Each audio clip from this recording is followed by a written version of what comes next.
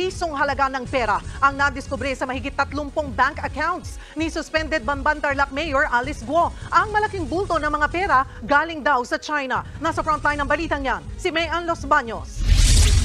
Bilyon-bilyong piso ang halaga ng pera na pumasok at lumabas sa mga bank account ni suspended Bamban Mayor Alice Guo. Yan ang impormasyong nakuha ni Senator Win Gatchalian mula sa report ng Anti-Money Laundering Council. Kahina-hinala raw ang mga transaksyon kaya iniimbestigahan rin ng AMLAC. Dahil kung titignan ang income statement ng mga korporasyon ng alkalde ay halos lugi naman daw ang mga ito. We're talking about billions, no, in a span of 3 years. Kaya nga, di ba binabalikan natin during the hearing of corporations. Pag tinignan natin corporations niya, both the income statements and the statement of cash flow, walang billions.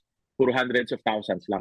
Ipapadetalye ni Gatchalian sa AMLAC sa susunod na hearing ang mga transaksyon. Pero sa ngayon, bulto raw ng mga bank transaction ay noong 2019 kung kailan sinimulan ang construction ng Bamban Pogo Hub hanggang 2022. Malaking bulto raw din ang pera ay galing sa China.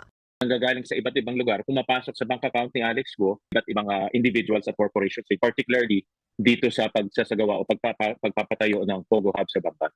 Nitong Miyerkules lang, pina-freeze ng Court of Appeals ang bank accounts at iba pang assets ni Mayor Guo. Sa AMLAC record, 36 na bank account ang nakapangalan sa Mayora. May isa pang helicopter, 12 sasakyan at 12 titulo ng lupa. Pina-freeze din ng korte ang mga asset ng mga business partner ni Guo sa Baofu Land Development Incorporated at ang mga illegal na pogo na Hongsheng Gaming Technology Inc. at Zun Yuan Technology Inc. Sabi rin ng AMLAC, pareho sa findings namin, na hindi niya ma-justify kung saan nanggagaling. So, kaya kaagad nag-investigate ang AMLAC at nalaman nila, they found out na talagang suspicious in transaction at mataas ang probability nito na money laundering ang nangyari. Kaya na-freeze kaagad yung asset. Kinwestiyon din ni Gatchalian ng mga bangko na hindi raw agad ni-report ang mga kahina-hinalang transaksyon. Noong nakaraang Miyerkules, kinasuhan ng money laundering ng AMLAC si Mayor Guo at ang dalawang iba pang sangkot sa Pogo activities. Naging money laundering hub na rin tayo dahil nga ang daling magpasok ng pera dito. At kung hindi mo ma-justify saan nanggagaling yung pera at hindi mo rin ma-justify saan pumupunta yung pera, nakakatakot yan dahil pwedeng gamitin yung pera sa pagsuhol o pagnagay.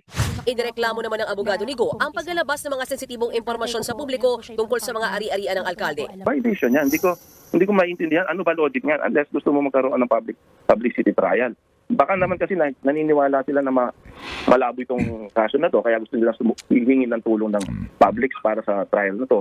Pero gate ni Gatchalian, walang paglabag sa pagsasapubliko ng records. In-inform namin yung public kung ano yung nangyayari for public information and public consumption. Hindi naman namin linabas to nung pending pa eh. Sa ngayon, nakaantabay na ang Office of the Senate Sergeant at Arms na iserve ang warrant of arrest para kinago at 7 iba pa na na-cite in contempt ng Senado. Handa raw silang maghain ng warrant kahit weekend. Nagbabalita mula sa frontline, Mayan Los Baños, News 5.